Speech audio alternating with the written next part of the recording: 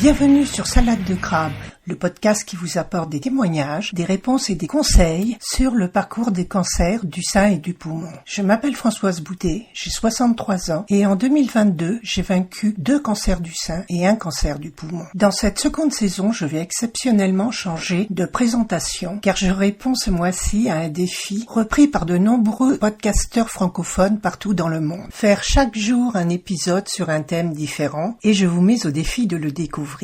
Si vous y arrivez, mettez-le en commentaire ou envoyez-moi un mail sur equilibrance.coaching@gmail.com. Tous ces épisodes, évidemment en lien avec le thème de mon podcast, vous permettront de mieux me découvrir ainsi que mon univers. Vous pourrez toujours lire la suite de mon témoignage sur mon blog www.equilibrance.coaching.com, onglet Blog Cancer. Alors, bonne écoute!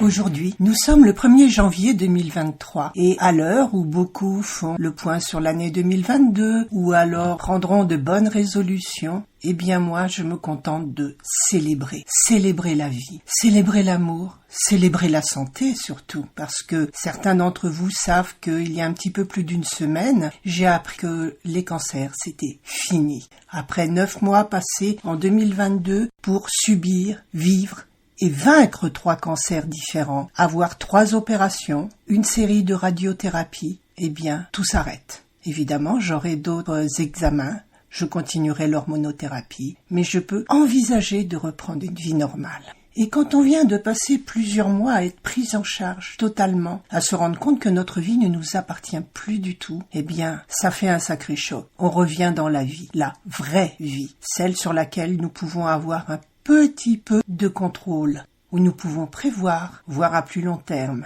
Donc aujourd'hui, j'ai décidé de célébrer mon corps également, cette merveilleuse machine dans laquelle je navigue depuis plus de 60 ans. On n'y pense jamais, mais il est là, toujours fidèle, et pourtant, Dieu sait que nous lui en avons fait voir depuis toutes ces années que nous l'habitons.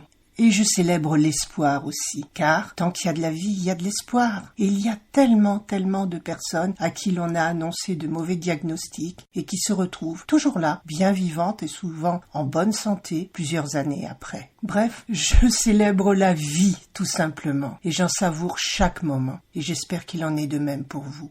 Même si ça a été dur parfois, si j'ai pleuré, si j'ai ri également heureusement, mais c'est ça aussi le cancer, l'ascenseur émotionnel, qui continue encore, parce que tout ne se termine pas avec la fin du protocole.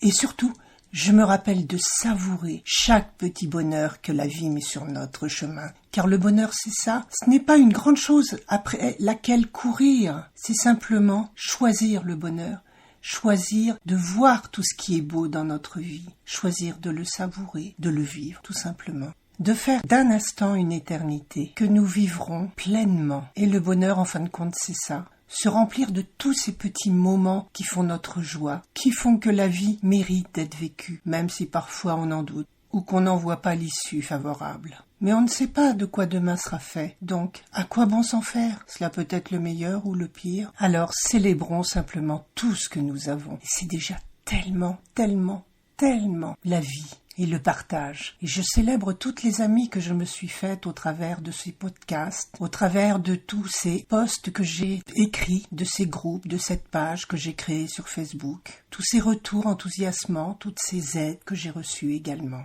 La vie, c'est ça aussi, se rendre compte que l'on n'est pas le seul, qu'il y a tout un réseau autour de nous, qu'il soit réel, ce que je vous souhaite, ou virtuel. Et je vous invite à me contacter en commentaire sur le podcast si vous y avez accès, ou sinon par mail à equilibrance.coaching@gmail.com pour me dire ce que vous en pensez. Et également si vous avez trouvé le thème de ce défi, J'envoie 2023.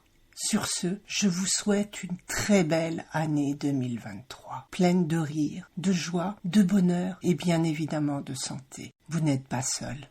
Alors, à demain pour un nouvel épisode dans lequel je vous parlerai également de 2023. À bientôt. J'envoie 2023. J'envoie 2023. J'envoie 2023. J'envoie 2023. J'envoie 2023. J'envoie 2023. J'envoie 2023. J'envoie 2023. J'envoie 2023. J'envoie 2023.